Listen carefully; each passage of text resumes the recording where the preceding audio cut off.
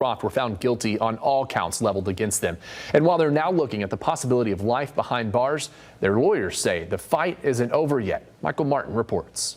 Now that these two men have been found guilty, it's the start of a whole other process. They're set to be sentenced in December. And after that point, defense attorneys can begin filing appeals. There's no acceptance or denying the right to an appeal. Everybody's entitled to one appeal. On Tuesday, Adam Fox and Barry Croft were convicted of conspiring to kidnap Michigan Governor Gretchen Whitmer. The verdict confirms that this plot was very serious, very dangerous.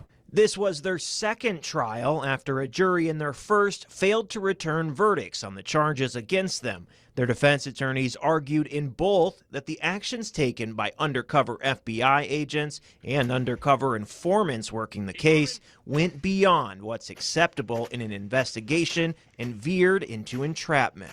I do not think that we did go too hard. I think that the record speaks for itself. I'm sorry that things happened with the jury that didn't allow them to conclude the way we wanted them to, but we will move forward. Saying Tuesday that they would appeal as soon as sentencing happens and a judgment is accepted by the court. I mean, this isn't the outcome we wanted, right? But there's more work to be done. A document unsealed Tuesday by the judge overseeing the case, Robert Yonker, is shedding light on a possible avenue for that appeal. First, they will have to file a brief in support of whatever error they claim has been committed by the court. Then the government will have to respond.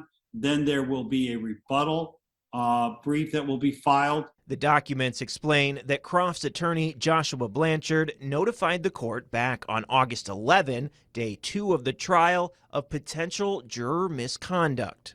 His office received a phone call saying that someone on the jury, quote, expressed a strong opinion about the defendant's guilt and indicated that if chosen, he or she would make sure the defendants were found guilty. Judge Yonker decided not to delay the trial while his jury clerk investigated the report. It could be brought up as error if they try to excuse this juror for cause. The clerk found that the tipster had not spoken directly to the juror in question, but was relaying a secondhand story. They also refused to identify anyone who had spoken directly to the juror. After Judge Yonker had a private conversation with the juror, he decided that they were not tainting the jury, writing, interactions with other jurors to the extent court personnel can observe it, evidence no hushed whispers or other indicia of a desire to manipulate. And the juror's behavior in the jury box is entirely inconsistent with someone who has made a predetermined decision to find the defendants guilty. But it won't get them a dismissal. The most it would get them is another shot at a verdict, but there'll be 3 judges. They sit on behalf of the entire court, that is, all of the judges of the 11th Circuit, and they render an opinion. So again, both men will be sentenced in December, though on separate dates. Now, before that happens, an officer of the court will begin putting together a pre-sentence report that will be given to the judge to consider when deciding how long they'll spend behind bars. For now, in the newsroom, Michael Martin, Fox 17 News. Of course, we'll be keeping tabs on all the developments following the retrial. Stay with Fox 17 on air, online, and on our streaming platforms. And if you scan that QR code, it will take you to all of our previous stories.